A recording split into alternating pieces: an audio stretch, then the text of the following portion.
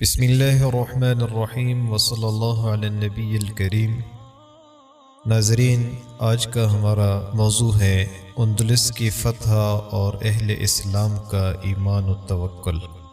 حضرات صحابہ کرام رضوان اللہ تعالی علیہم اجمعین کے دور کے ایسے واقعات تاریخ و سیر کے سینکڑوں صفحات بلکہ ہزاروں صفحات پر پھیلے ہوئے ہیں، اور صحابہ کے دور کے بعد بھی جب تک مسلمانوں میں ایمان و توکل علی اللہ اور تعلق مع اللہ کی صفات موجود تھی، ایسے واقعات کی کمی نہیں تھی۔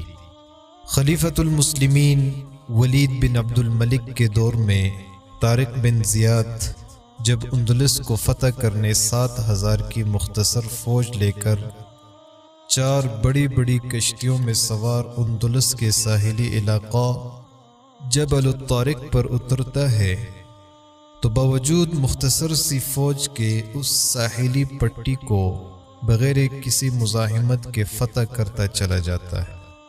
اس وقت اندلس پر جس بادشاہ کی حکومت تھی وہ عیسائی تھا، اور عربی تاریخوں میں اس کا نام لزریق لکھا ہے، اور انگریزی تواریخ اس کو راڈر کے نام سے یاد کرتی ہے۔ جب بادشاہ نے یہ دیکھا تو اپنے سپہ سالار تدمیر کے ساتھ 30,000 کی فوج کو تمام ساز و سامان اور ہتھیاروں سے آراستہ کر کے میدان میں بھیجا، اور دونوں فوجوں کا مقابلہ ہوتا رہا، اور پے در پے کئی لڑائیاں ہوئی، اور ہر موقع پر تدمیر اور اس کی فوج کو شکست کا منہ دیکھنا پڑا، اور ان ہزیمتوں نے ان کے حوصلے پست کر دیے۔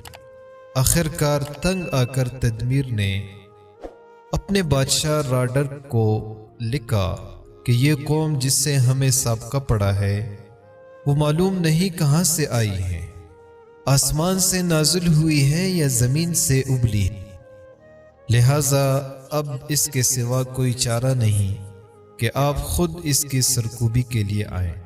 بادشاہ راڈر نے 70,000 کی فوج کے ساتھ اس طرف رخ کیا، اور پہلی فوج کے ساتھ مل کر اس کی تعداد تقریباً 1 لاکھ ہو گئی، جو تمام ہتھیارات سے لیس تھی، اور دوسری طرف مسلمانوں کی فوج ہے جو نہ پورے طور پر ہتھیارات سے لیس ہیں اور نہ تعداد میں ان سے کوئی نسبت رکھتی ہے۔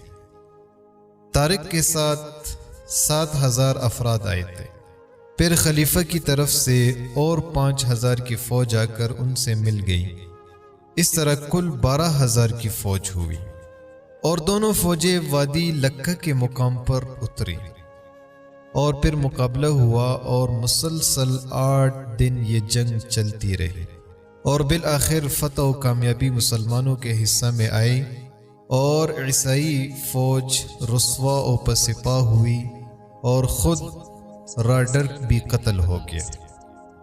بعض مورخین نے لکھا ہے کہ طارق بن زیاد جب ساحل اندلس پر اترا تو اس نے اپنی فوج کو سب سے پہلے یہ حکم دیا کہ ان کشتیوں کو جلا دو، پھر فوج سے مخاطب ہو کر کہنے لگا کہ اس لیے یہ حکم میں نے دیا ہے کہ تم کو معلوم ہو جائے کہ تمہارے پیچھے سمندر ہے اور آگے طاقتور دشمن ہے، نہ تم آگے جا سکتے ہو نہ فرار ہونے کے لیے پیچھے جا سکتے ہو، اب صرف خدا کے بھروسے جہاد کرو اور یہاں اندلس میں اسلام کا پرچم لہراؤ۔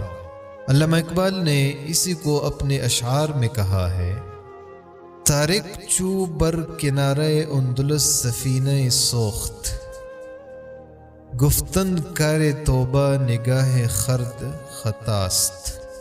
طارق نے جب اندلس کے ساحل پر کشتی جلا دی تو لوگوں نے کہا کہ عقل مند کی نگاہ میں یہ غلط ہے۔ دوریم از سواد وطن باز چون رسیم، ترک سبب ذروئے شریعت کجا رواست۔ ہم اپنے وطن سے دور ہیں، واپس کیسے جائیں گے؟ اسباب کا ترک کرنا شریعت میں کہاں جائز ہے؟ خندیدہ و دست خویش بشمشیر برد گفت، ہر ملک ملک ماست کہ ملک خدائے ماست۔ طارق ہنسا اور اپنی تلوار پر ہاتھ رکھا اور کہا ہر ملک ہمارا ہے کیونکہ وہ ہمارے خدا کا ملک ہے۔ ان واقعات سے یہ بات بخوبی واضح ہوتی ہے کہ اسلامی معاشرہ میں کارفرما قوت ایمانی کا یہ اثر تھا کہ انسان و حیوانات، جمادات و نباتات، شیاطین و جنات، ہر چیز ان کی فرمان برداری اور اطاعت شعاری، بندگی اور غلامی کے لیے تیار رہتی تھی۔ ان کے حکم کی تعمیل جنگل کے درندے اور جانور بھی کرتے تھے۔ ٹانٹے مارتے ہوئے دریا بھی ان کے خط کی تعمیل کرتے تھے۔ جنگل کے درندے اور جانور بھی ان کی بات مانتے تھے۔ جنگل کا بادشاہ شیر بھی ایک مومن کی غلامی میں فخر محسوس کرتا تھا۔ شیاطین اور جنات ان کے سامنے سری نگو اور عاجز ہوتے تھے۔ غور کرنا چاہیے کہ یہ کون سی طاقت تھی جس نے مسلمانوں کو فتح سے ہمکنار کیا اور ان کو سر بلند اور عزت عطا کی۔ یہ صرف ایمانی قوت و طاقت تھی، اللہ پر اعتماد و توکل کی برکت تھی اور تعلق مع اللہ کی کرشمہ سازی تھی۔ اللہ تعالی ہمیں صحابہ کرام کے نقش قدم پہ چلنے کی توفیق عطا فرمائے اور ان واقعات کو پڑھ کر ان سے عبرت لینے کی توفیق عطا فرمائے۔